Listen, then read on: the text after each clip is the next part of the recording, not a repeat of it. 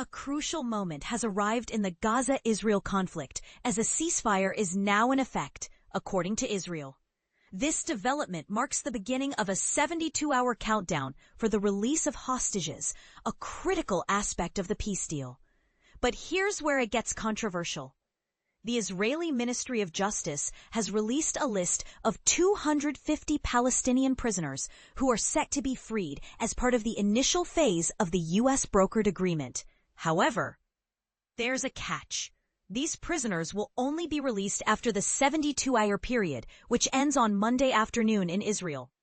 An Israeli official has stated that Hamas will release all remaining hostages by noon local time on Monday, which translates to 5 a.m. Eastern. This statement has been echoed by President Trump, who believes the release will occur on Monday or Tuesday. And this is the part most people miss. The Rafah crossing, a vital gateway from southern Gaza into Egypt, will reopen on Tuesday. This decision was announced by the Italian Defense Ministry, which stated that the crossing will operate in coordination with the White House and the European Union.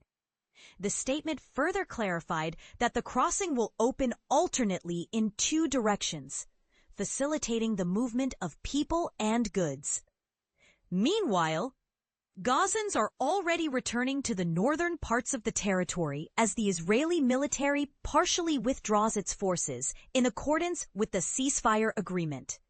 CBS News' team in Gaza reported that displaced Palestinians were seen traveling along Al-Rashid Road, a main thoroughfare along the Mediterranean coast.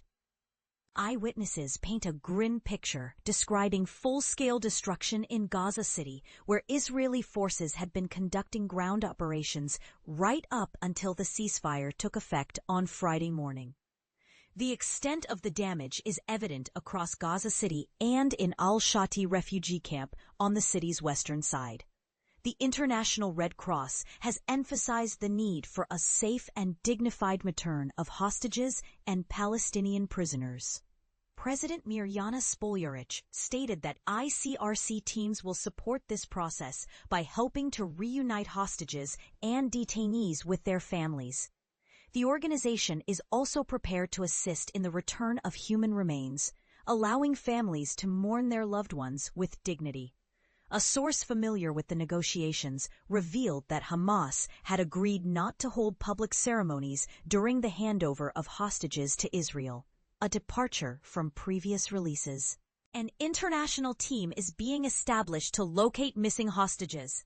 Gal Hirsch, the hostage and missing persons coordinator for the Israeli Prime Minister's office, announced that this team will be operational in the coming days. Hamas had previously stated its agreement to release all Israeli hostages, both living and dead, provided that appropriate field conditions are met for the exchange process. Israeli officials, he defended his government's actions in prosecuting the war in Gaza, which has resulted in the deaths of over 67,000 Palestinians, according to Hamas-run Gaza health authorities.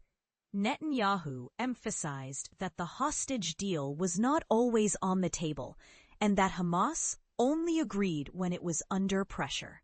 An Israeli security source has revealed that 600 trucks carrying humanitarian aid are set to enter Gaza in the coming days as the ceasefire takes hold.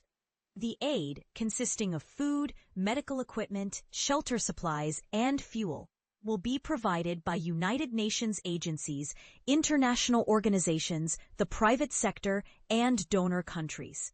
Residents of Gaza will be allowed to leave through the Rafah crossing in coordination with Egypt. After security approval by Israel and under the supervision of a European Union delegation. However, as of Friday, the UN Office for the Coordination of Humanitarian Affairs stated that an expanded flow of aid had not yet been permitted into the war-torn Palestinian enclave. Large plumes of smoke and explosions were reported in Gaza on Friday morning, with Israeli bombs continuing to fall until the final hours before the military announced the ceasefire. Despite Israeli officials stating that the ceasefire would take effect immediately upon the government's approval of the deal on Thursday evening, explosions persisted for hours afterward. An Israeli military spokesperson issued a statement in Arabic directed at Gaza residents, warning them not to approach IDF forces stationed in designated areas within the Gaza Strip until further notice. As the situation unfolds, the world watches with bated breath, hoping for a peaceful resolution and the safe return of all hostages. The coming days will be crucial in determining the success of this ceasefire and the implementation of the peace deal. What are your thoughts on this complex and evolving situation? Do you think the ceasefire will hold? And what impact might it have on the future of the Gaza-Israel conflict? We'd love to hear your insights and opinions in the comments below.